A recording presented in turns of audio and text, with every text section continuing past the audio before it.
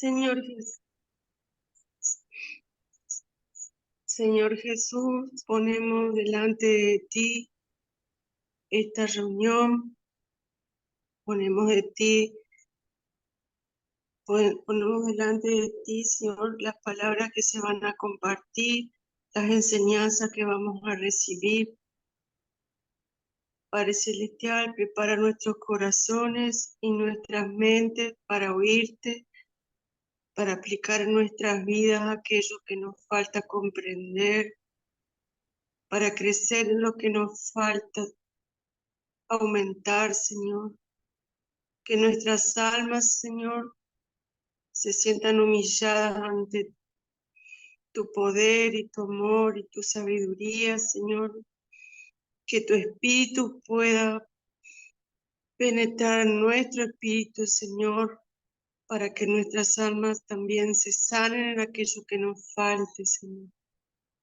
Te ruego, Padre Celestial, por la vida de nuestro hermano Miguel Ángel, por la vida de Jacqueline, de Anita, de cada hermano que se conectó aquí, bendito Señor, porque necesitamos de ti, Señor, en esta tarde y cada día de nuestras vidas, Señor, para serte fieles y para llevar buen testimonio, pero también tu amor a otros, bendito Señor.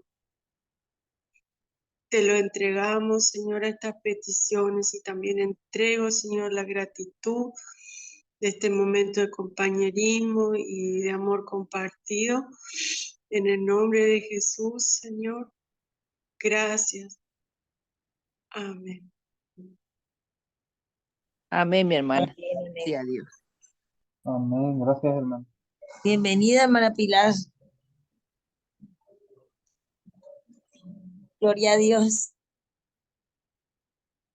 Bueno, hermano Ramón, hermanos, comparto la segunda parte de este libro que se titula Remedios preciosos contra las artimañas del enemigo. Y aunque menciona al enemigo, Satanás, pero no es un libro que se centre en la oración de liberación, sino más bien en este versículo que dice, no, resistí al diablo y él huirá de vosotros. Y está súper bueno el libro porque a través de los capítulos nos hace ver que el enemigo, como bien sabemos, es un mentiroso y nos ayuda para no caer en esas mentiras que puede ser cualquier cosa cotidiana, puede ser una mentira del enemigo. Entonces nos enseña a eso, a que podamos resistir esas mentiras, ¿no? Y él huirá. Y vimos 3 capítulos y ahora continuamos con el capítulo 4. Ya le paso a la hermana María del Pilar el libro para que lo tenga yo también, por PDF. Dice lo siguiente, ¿no? En este capítulo podremos observar otro método usado por el diablo para hacer que los creyentes caigan en el pecado. Satanás les dice que es fácil arrepentirse, tan sencillo como confesarlo al sacerdote, dice aquí. Todo lo que tienes que decir es, Señor, ten misericordia de mí, y Él te perdonará. Susurrará a tu oído que el arrepentimiento es fácil. Esta mentira del diablo es muy peligrosa. Es una mentira que ha sido usada para engañar a muchos y ponerlos bajo el control y dominio del pecado. El arrepentimiento no es tan fácil, está más allá de las fuerzas humanas. Para arrepentirse uno necesita el mismo poder que levantó a Cristo de los muertos, es decir, se necesita el poder de Dios. El apóstol Pablo escribió a Timoteo que los siervos de Dios debían enseñar la verdad con la esperanza que Dios concediera a los oyentes el arrepentimiento. Y eso viene en 2 de Timoteo, capítulo 2, 25. El arrepentimiento no es fácil. El arrepentimiento es el don de Dios. El profeta Jeremías preguntó, ¿mudará el etíope su piel y el leopardo sus manchas? Así también ¿podréis vosotros hacer bien, estando habituados a hacer el mal? Jeremías 13:23 viene este versículo. Las personas no pueden cambiarse a sí mismas. Hace falta el poder de Dios para que puedan cambiar.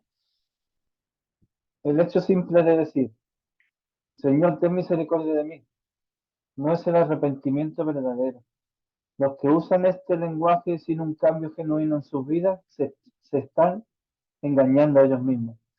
Muchos están ahora en el infierno porque se equivocaron en cuanto a la naturaleza del arrepentimiento. Hay tres elementos esenciales en el arrepentimiento. El primer elemento es un cambio sustancial, es dar la espalda al pecado y volverse hacia Dios. El arrepentimiento es dejar las tinieblas y volverse a la luz. Isaías dijo en Isaías 55, versículo 7, ahí dice, deje el impío su camino y el hombre inicuo sus pensamientos y vuélvase a Dios. El arrepentimiento significa dar la espalda a todo pecado, aun el pecado que uno amaba más. Significa también un cambio de actitud hacia Dios y hacia todo lo que Él manda. Cuando una persona se arrepiente verdaderamente, sabe que no existe nada en ella misma que agrade a Dios, y todo lo que tiene es su pecado. Esto le hace volverse a Dios suplicándole ayuda y perdón. El arrepentimiento no es fácil, siempre es difícil y ocasiona dolor y vergüenza. El segundo elemento en el arrepentimiento verdadero es un cambio completo de vida. El arrepentimiento significa un cambio en la vida anterior, en lo que uno piensa y en lo que uno desea. El arrepentimiento significa un cambio tan fuerte en la vida que otros pueden verlo. Un cambio en su manera de vivir, en sus hábitos, en su perspectiva. En Isaías 1:16 dice, lavaos y limpiaos, quitad la iniquidad de vuestras obras delante de mis ojos. Dejad de hacer lo malo, aprended a hacer el bien. Esto significa un cambio exterior e interior, un cambio completo de vida. Y el tercer elemento del arrepentimiento es su continuidad a lo largo de toda la vida del creyente. Arrepentirse significa siempre esforzarse para guardar la ley de Dios en forma más completa. Significa acercarse cada vez más a Dios, aunque al mismo tiempo sabemos que no podemos dejar de considerarnos pecadores. La vida cristiana consiste de un proceso continuo de mortificación del pecado. El apóstol Pablo, quien fue usado grandemente por Dios, dijo, miserable hombre de mí, ¿quién me librará de este cuerpo de muerte? Lo dijo en Romanos capítulo 7, versículo 24. El arrepentimiento no es propio de la naturaleza humana. Se necesita tanto del poder de Dios para arrepentirse como para no pecar. Venid y volvamos a Jehová, porque Él nos arrebató y nos curará, hirió y nos vendará. Nos dará vida después de 2 días. En el tercer día nos resucitará y viviremos delante de Él. Un versículo que está en Oseas, capítulo 6, versículos 1 y 2. Fíjense que Dios es el que hace todas estas cosas a favor de su pueblo. Él les sana, Él venda sus heridas, les vivifica y restaura. El poder de Dios y el amor de Dios están actuando en el arrepentimiento. Sin la misericordia y el amor de Dios actuando en uno, no puede haber arrepentimiento verdadero. Por lo tanto, es común que Satanás, que le dice a uno que el arrepentimiento es fácil, pero después de que se ha caído en el pecado, su mensaje cambia, el mensaje de Satanás cambia y luego dice que el arrepentimiento es imposible. Una vez que la persona se ha acostumbrado al pecado, luego el diablo dirá que el arrepentimiento es la cosa más difícil que uno puede hacer. Dirá que resulta difícil dar la espalda a los pecados, que ya forman parte de su vida misma. Dirá que no puede haber posibilidad de arrepentimiento. porque ha abusado de la misericordia de Dios y no ha hecho caso a las advertencias divinas. Satanás le hablará de cuántas veces ha caído y qué tan malos han sido sus pecados, y dirá, ahora es imposible arrepentirse. Los creyentes verdaderos buscarán el arrepentimiento mientras haya tiempo hoy. El arrepentimiento nunca es fácil, pero con la ayuda y con la misericordia de Dios, uno puede dar la espalda al pecado y volverse hacia Dios. Es el capítulo 6, 4. Ahora el 5 dice una nueva táctica, no de Satanás. Otra táctica del diablo es la de decirle al creyente que puede acercarse al pecado sin caer en él. Le insistirá al creyente que puede acercarse a gente con vidas pecaminosas o que puede estar en lugares donde se cometen actos de pecado sin que le suceda nada. Le dirá que puede estar conviviendo con los alcohólicos sin emborracharse, que puede tener compañía con la gente inmoral sin participar en sus inmoralidades. Dirá que puede acercarse a la puerta de la prostituta siempre y cuando no suba a su cama, que puede mirar la belleza de Jezabel, pero no cometer pecado con ella, que puede poner sus manos en el lingote de oro de Acán siempre y cuando no lo robe. En otras palabras, que uno puede acercarse al pecado sin ser afectado por él. No obstante, con frecuencia sucede que el acercarse al pecado conduce de inmediato a pecar. La Biblia advierte a los creyentes respecto a los lugares y a las personas que les animan a pecar. En primera carta de Tesalonicenses, capítulo 5, versículo 22, les manda a apartarse de toda clase de mal. En Proverbios capítulo 4, versículos 14 y 15, ahí dice, no entres por la vereda de los impíos, no vayas por el camino de los malos, déjala, no pases por ella, apártate de ella, pasa, como que pases de largo, ¿no? Hay que evitar todo aquello que no es bueno, saludable y santo. No hagas nada que parezca malo o que tenga apariencia de pecado. Si uno no quiere ser quemado, deberá apartarse del fuego. Si uno no quiere pecar, deberá alejarse de cualquier cosa que le conduciría a pecar. Si no lo hace, no podrá tener victoria sobre el pecado. La Biblia nos habla de que aquellos que fueron victoriosos sobre el pecado se alejaron de todo lo que les podía conducir a pecar, aunque solo fuera una apariencia. El diablo considera como media victoria, como ocasiona conquista, el hecho de que uno no se aparte de aquello que le puede conducir a pecar.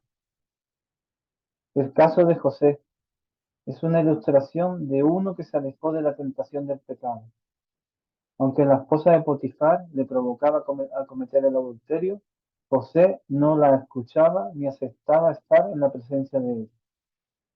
Eso lo podemos ver en Génesis, ¿no? Capítulo 39. Si usted quiere gozar de las bendiciones de Dios, usted tiene que alejarse de todo aquello que le conduce a pecar.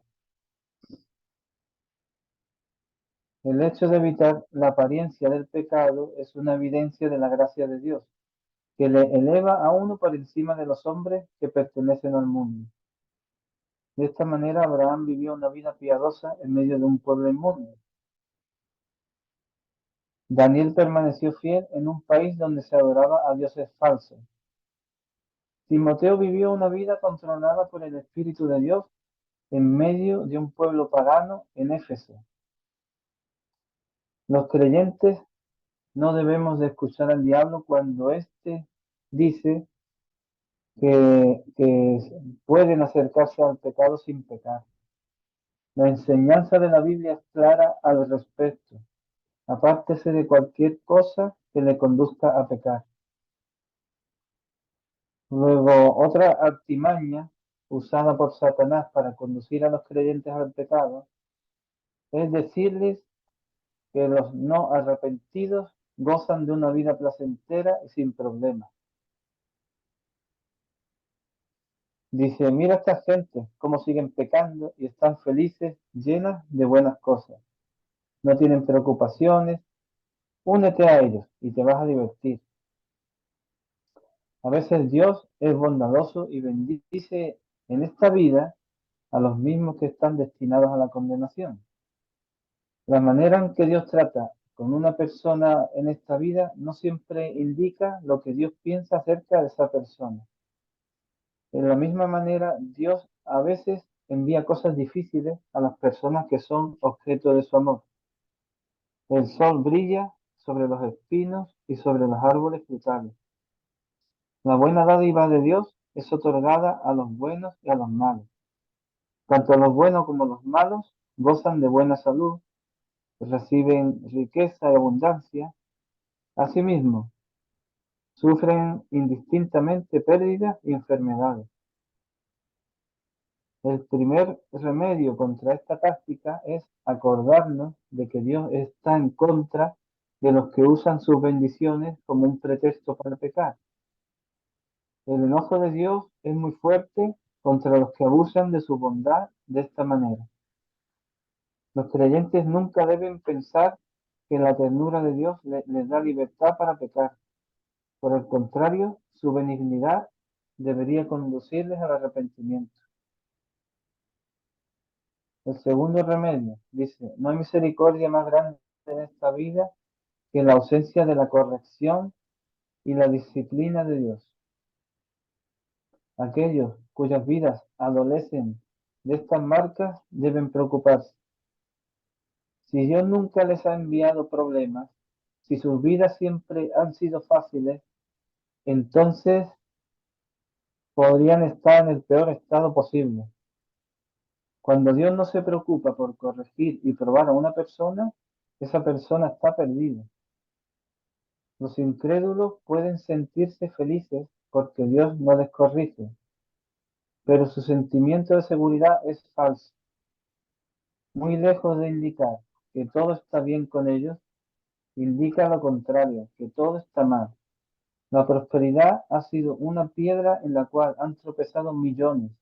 Tropezaron, cayeron y fracturaron la cerviz de su alma para siempre. Y el tercer remedio dice, es cierto que los pecadores gozan de buenas cosas en esta vida, pero sus bendiciones son nada comparado con lo que no tienen. Los pecadores pueden gozar de dinero, poder, amigos, buena salud, felicidad, pero no conocen a Dios, ni a Cristo, ni al Espíritu de Dios. No tienen la paz con Dios, ni el perdón de sus pecados. No son hijos de Dios y no son libres del poder dominante del pecado. No son objeto de la gracia de Dios y tampoco tienen la esperanza de ir nunca al cielo. ¿De qué sirven todas las bendiciones temporales de esta vida si uno no tiene el amor de Dios, el perdón de sus pecados, la presencia de Cristo y la esperanza de gloria? El cuarto remedio dice, las cosas buenas de esta vida no son siempre lo que aparentan ser. Las cosas buenas, y te pone entre comillas, ¿no? Siempre están mezcladas con cosas malas. El poder y el dinero traen temores, preocupaciones, y no tan solo la felicidad. El Salmo 92, versículo 7, dice que los impíos brotan como la hierba, que florecen los que hacen la iniquidad, pero que serán destruidos eternamente.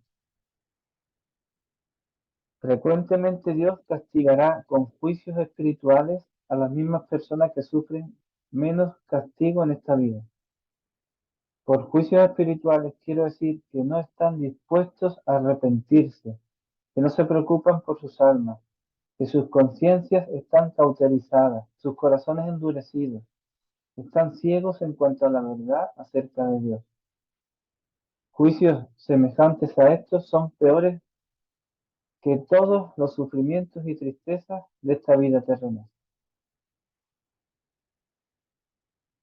Y quinto dice, algún día los hombres darán cuenta de todas las bendiciones que recibieron durante su vida terrenal.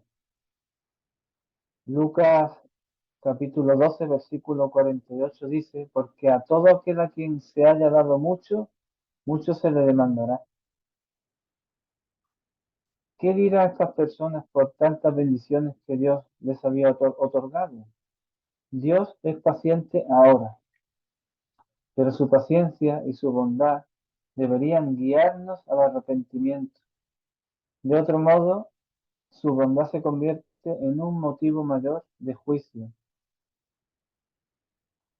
Capítulo 5. Ahora continúa en el 6, hermano. Es otra táctica, ¿no? de Satanás que utiliza para engañar a los creyentes. Dice, Satanás conduce a los creyentes al pecado, haciéndoles ver que los que tratan de santificarse sufren mucha oposición y dificultades. Les dice que mientras los pecadores gozan de la buena vida, los que dan la espalda al pecado solo experimentan tristezas y problemas. Satanás les insiste en que por ser justos y santos tendrán problemas. Ese susurro del enemigo es que dice que es mucho mejor vivir en una forma que no les ocasione tantos conflictos y que los pecadores no sufren como los piadosos. ¿Cómo deberían reaccionar y qué deben pensar los creyentes cuando Satanás les inquieta con estas ideas? Primero, deben recordar que todos los problemas que los hijos de Dios tienen serán usados para su bien. Dios nunca envía aflicciones a su pueblo sin un buen propósito. Aunque al momento no sea posible verlo, de que lo veamos, ¿no? Enseguida mencionaré algunos de los efectos que vienen a los piadosos como consecuencia de la aflicción. Aprenden la maldad del pecado. El sufrimiento les hace dar la espalda al pecado. El sufrimiento les hace tener cuidado del pecado en el futuro. El niño que se ha quemado teme al fuego, dice aquí, ¿no? Las aflicciones nos ayudan a mortificar el pecado. Las aflicciones son el crisol donde Dios purifica las impurezas de su pueblo. Dios disciplina, corrige y enseña a los creyentes para su bien, a fin de que participen de su santidad. Y dice, ese versículo viene en Hebreos, bueno, aquí está resumido, Hebreos 12, versículos 10 y 11. Aunque la disciplina divina sea al momento dolorosa, produce la piedad y trae muchas bendiciones a los creyentes. Dios está entrenando a su pueblo, haciendo que estén en una buena y saludable condición espiritual. El sufrimiento es una parte de este entrenamiento. El sufrimiento les hace humildes y sensibles a la enseñanza del Espíritu Santo. El sufrimiento les hace acercarse a Dios y orar en una forma más intensa y sincera. El salmista dijo, antes que fuera yo humillado, descarriado andaba, mas ahora guardo tu palabra. Salmo 119, versículo.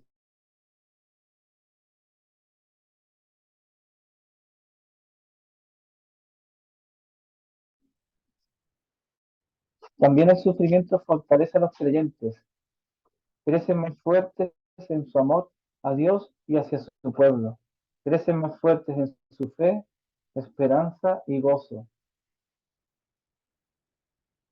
Eh, la segunda forma que debemos de racionar, ¿no? Para que Satanás no nos inquiete con esas cosas, con esas ideas que nos puede meter en la cabeza. Segundo dice, los creyentes deben recordar lo que es más importante, que sus problemas no pueden cambiar el hecho de que Dios les ama. Las aflicciones pueden resultar en sufrimiento del cuerpo y la mente y aún perder la vida, dice, pero no los pueden separar del amor de Dios. Tercero, los creyentes deben recordar que sus problemas son en realidad pasajeros y de corta duración. El Salmo 30, versículo 5 dice: por un momento será su ira, pero su favor dura toda la vida. Por la noche durará el lloro, en la mañana vendrá la alegría. Ese es el Salmo 30, versículo 5. En realidad hay muy corto tiempo entre el conocer de la gracia de Dios en la tierra y el gozarse de la gloria de Dios en el cielo.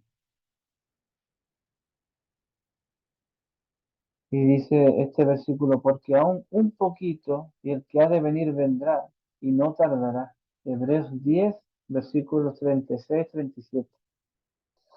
Este breve tiempo de sufrimiento terminará pronto y los creyentes estarán con Cristo para siempre. Este tiempo de tormenta es el preludio de la calma eterna.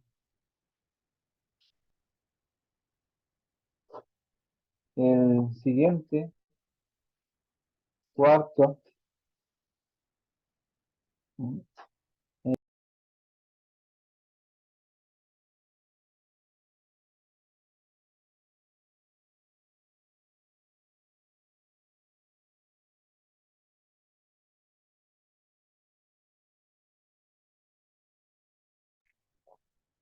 el cuarto dice: los creyentes deben recordar que los problemas que les acontecen provienen del gran amor que Dios tiene para ellos.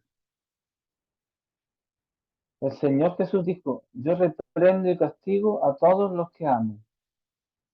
Apocalipsis 3:19.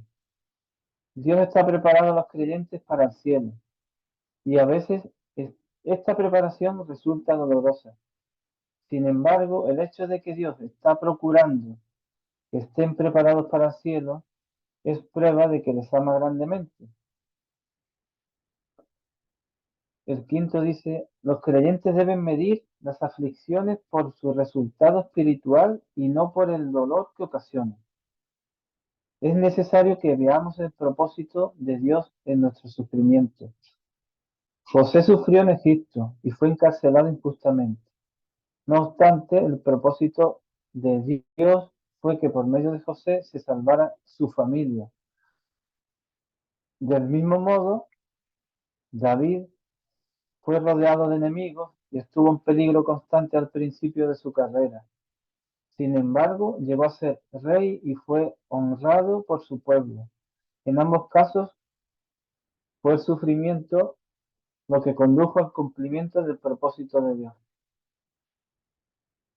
Esto nos enseña que los creyentes deben juzgar sus sufrimientos no por el dolor que producen, sino por sus resultados espirituales. El sexto dice: el propósito de Dios en las aflicciones nunca es para dañar o desesperar a los creyentes. Nunca. Dios no quiere quebrantarlos o arruinarlos con la tristeza. Dios quiere probarlos y fortalecerlos. Su pensamiento nunca es destruirlos. Moisés les recordaba a los israelitas este punto, que está en Deuteronomio 8, versículo 2. Decía: te acordarás de todo el camino por donde te ha traído Jehová tu Dios, estos 40 años en desierto, para afligirte, para probarte, para saber lo que había en tu corazón, si habías de guardar o no sus mandamientos. Para probarte, ese fue el propósito de Dios, no para quebrantar o destruir. Finalmente, los creyentes siempre deben recordar que las tristezas y las miserias que acompañan al pecado siempre son más grandes y pesadas que la tristeza que a veces acompaña a la santidad y a la piedad. La tristeza que el pecado acarrea no obtiene nada bueno del todo. no tienen ninguna esperanza ni ningún buen propósito. Isaías, en el capítulo 27, versículos 20 y 21, dijo, pero los impíos son como el mar en tempestad, que no puede estarse quieto, y sus aguas arrojan cieno y lodo. No hay paz, mi Dios, para los impíos. La tristeza que viene del pecado solo conduce a lo que es temible y terrible, es decir, al enojo justo y santo de Dios y su ira. Capítulo 6. Y ahora el capítulo 7. Yo creo que comparto este y ya luego hablamos sobre este tema. El 7.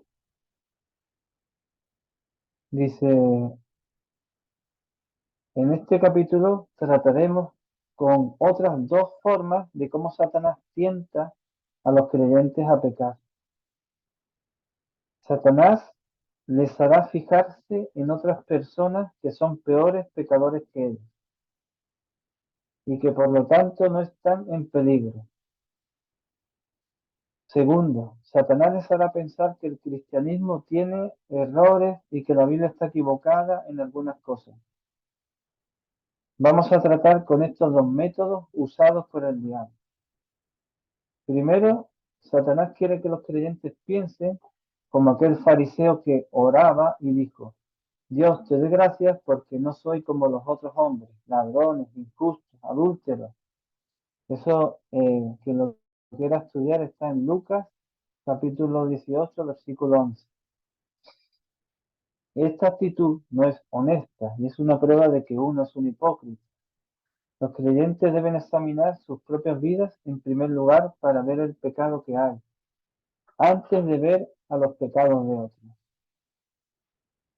Hace una referencia de Mateo 7, versículos 3 y 4.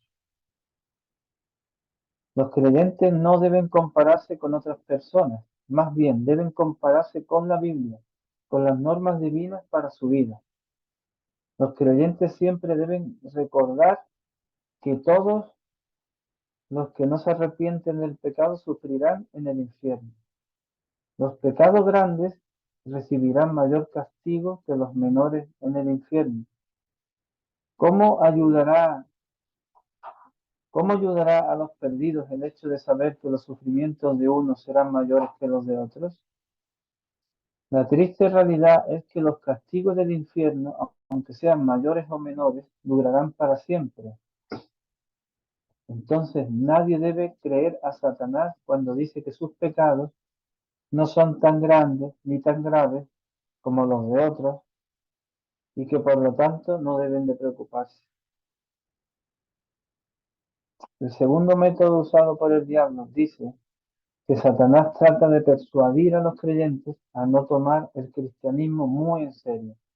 Les dirá que la Biblia está llena de fallas, de errores, que las narraciones de la Biblia solo sirven para darnos una idea de lo que sucedió y nada más. Satanás les dirá que pueden hacer lo que su propia naturaleza les indique, sin preocuparse acerca de lo que la Biblia dice del pecado. Les dirá que ahora ya no están bajo ninguna ley, sino la del Espíritu y la libertad. Estos errores y otros muchos serán usados por el diablo para confundir, distraer y desorientar a los creyentes. La meta del diablo en todo esto no es la de ayudar a los creyentes a pensar mejor, sino es la de confundirlos y lograr que pequen. Satanás les sugerirá que se están volviendo muy sabios y avanzados en su manera de pensar, cuando en realidad su meta es lograr que caigan en el pecado. El propósito de Dios es muy diferente. Dios se opone no solo a que hagamos el mal, sino también a que lo pensemos. Y Romanos capítulo 1, versículo 28 dice, como ellos no aprobaron tener en cuenta a Dios, Dios los entregó a una mente reprobada para hacer cosas que no convienen. Muchas personas piensan equivocadamente y terminan haciendo cosas que no convienen. Este texto nos habla del juicio de Dios, que vino sobre los pueblos gentiles de la antigüedad. Creo que en la actualidad Dios está castigando a muchos al entregarlos a errores que arruinarán sus almas. Por lo tanto, los creyentes deben recordar que la verdad de la palabra de Dios debe ser incorporada en cada aspecto de sus vidas. No basta recibir la verdad solo en la mente. Es necesario amarla y aplicarla a todo lo que decimos y hacemos. Solamente así podremos pensar correctamente, tomar decisiones sabias y librarnos de los caminos necios y vanos en los que tantos caen. Todo error significará a la postre solo pérdida para los creyentes. Solamente los que reciben y aman la verdad en sus corazones gozarán de un sano juicio y un pensamiento claro. Los que resisten la verdad de Dios están en peligro de ser entregados al error, por cuanto no recibieron el amor a la verdad. Por eso Dios les envía un poder engañoso para que crean la mentira. Segundo de Tesalonicenses, capítulo 2, versículos 10 y 11. Aquí está como recortar el versículo, ¿no? Pero te pone de dónde viene, ¿no? Segundo de Tesalonicenses, capítulo 2, versículos 10 y 11. ¿No? Las ideas equivocadas o erróneas que Satanás desea que los creyentes crean solamente les harán daño. Pablo dice a los creyentes que Dios les ha dado el fundamento verdadero para una correcta manera de vivir y de pensar. El fundamento es Cristo mismo. En 1 Corintios 3, versículos del 11 al 15. Ahí es donde Pablo dice eso. Si edifican o si construyen sobre este fundamento cosas equivocadas, ideas erróneas, al final todo esto será quemado. Solamente la verdad de Dios durará para siempre. Cuán necio es malgastar el tiempo creyendo o sosteniendo ideas erróneas solo para encontrar que al final todo fue un esfuerzo infructuoso. Todas las enseñanzas que conducen a una vida pecaminosa deben ser rechazadas. Pablo dijo que los pastores de las iglesias deben ser retenedores fieles del mensaje de la verdad a fin de poder ayudar a los que están equivocados y convencerlos de sus errores, dice Timoteo 1:19.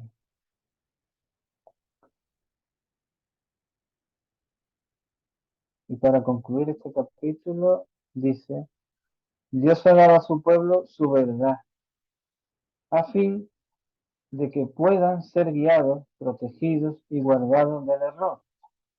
Por lo tanto, los creyentes deben recibir la verdad con mansedumbre. Dios concede su gracia a los humildes, es decir, aquellos que han dejado aparte sus propias ideas para ser llenos de la verdad divina. Entre más que la gracia de Dios llena a los creyentes, menos susceptibles serán a ser afectados por ideas erróneas y creencias falsas. Amén.